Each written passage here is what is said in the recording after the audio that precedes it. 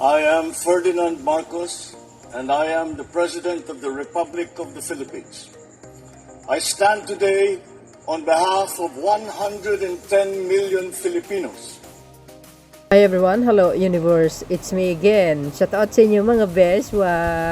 Ayan, sa mga Marcos Loyalist supporters, Filipino and OFW. Meron tayo guys, uploads, videos, update sa lahat po ng ating mga kapulisan. Ayan, talaga naman, sobrang saya-saya. Bakit kanyo? Guys, nasabi ko doon, 'di ba, sa unang video ko ni ating mahal na pangulo tsaka si Major Jacoba, 'di ba, nasabi ko na pag-aralan po yung bagong pulisiya ng CDD, 'di ba? Para dito sa mga disabilities ng mga sundalo.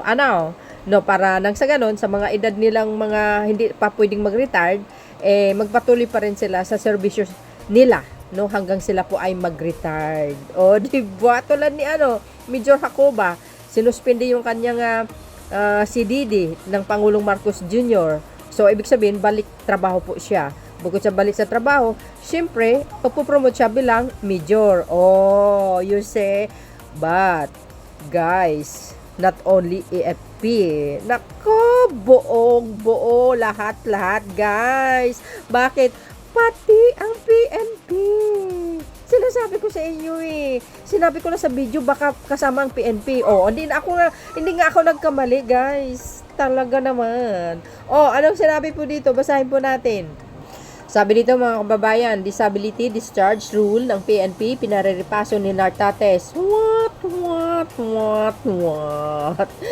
Oh my goodness. And this is good news for everybody. Especially, siyempre, sa mga men in uniform. December 2, 2025. Okay, go! The best! Tuloy, ipinagutos ng Philippine National Police, which is ang PNP, ang malawakang pagsusuri at pagrerepaso sa disability discharge policies ng kapulisan. Ayon kay PNP, Acting Chief Police Lieutenant General Jose Milencio Nartates Jr., bahagi itong isinasagawang internal reforms ng organization upang matiyak na ang mga law enforcers nagtamo ng pinsala ay makatanggap ng nararapat na pagkakilala, wastong benepisyo at pagkakataong makapagtuloy ng serbisyo kung kaya pa nila. Diba? Social, mga BS. Diba? Sabi dito mga kababayan, ito po ay kasunod na naging pahayag ni Pangulong Ferdinand Marcos Jr. kaugnay ng viral video ng isang army captain na nabulag matapos masabugan. Ipinagutos ng Pangulo sa Department of National Defense at Armed Forces of the Philippines na ripasuhin at palakasin ang kanilang disability discharge rules matapos ang forced retirement sa naturang sundalo. Wow! Congratulations in advance. Ayan tuloy! Dahil dito ay inatasan ni Nartates ang PNP Health Services surveys at ang Directorate for Personnel and Records Management na magsagawa ng audit sa kasalukuyang proseso ng disability discharge, particular na sa mga lumang provision, kakulangan at iba pa. Ayan.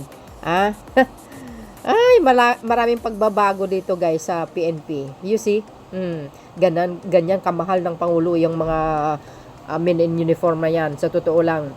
Kasi tagapagtanggol ng natin yan, ng soberenya natin, syempre, sa mga mayang Pilipino, of course. Inutusan rin niya ang iba't ibang unit na tukuyin ang mga administrative, technical, at support rules na maaring ibigay sa mga pulis na hindi na fit for field deployment, ngunit may kakayahan pang makapaglingkod. Yes, di ba?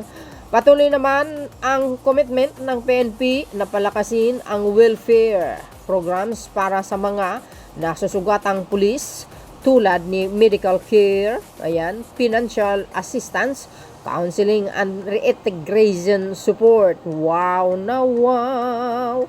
Congratulations po! Ayan! Diba? Social, mga best. Ano po ang kapalagayan nyo?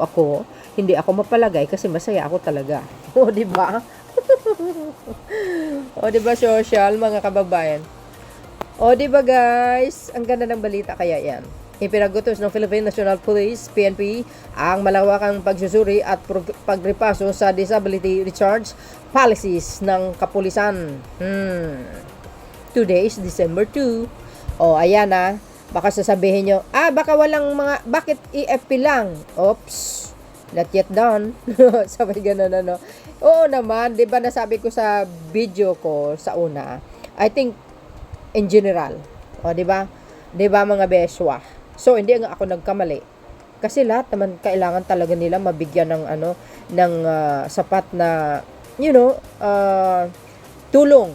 Lalo na po sa kanilang mga financial. Siyempre, well, tama naman po yung sinabi ni PNP Chief Nartates, if they are willing to, magtrabaho uli, no? Kung kaya pa nila, why not? 'Di ba? Open na open sila dahil doon sa utos ng Pangulong Marcos Jr. I think guys, no, sa mga disabilities na mga sundalo or PNP, dapat ilagay sila sa mga sa newsroom. No, 'di ba? Yung mga newsroom sa courtroom, tama ba ako? Correct me if I'm wrong, guys. Doon na lang sila sa opisina, much better doon, makakatulong pa sila. Okay? And of course, congratulations sa ating mga kasundaluan at saka siyempre sa ating kapulisan. O, 'di ba? Akala nyo EFP lang, ops, nagkamali kayo. So, yun mga best. Ako, congratulations mga sir. Tuloy-tuloy pa rin ang trabaho nyo if you are willing to go back, 'di ba? Sa kanilang trabaho, why not?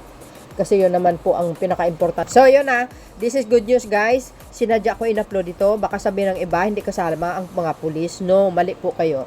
At least, mga kababayan, hindi sila, lugi, di ba? Hindi sila lugi. No? Kahit sabihin mo may kapansanan sila, pero they have a chance, no, to work again. Di ba? And, syempre, kailangan din naman talaga nila mabigyan ng sapat na tulong, atensyon, syempre.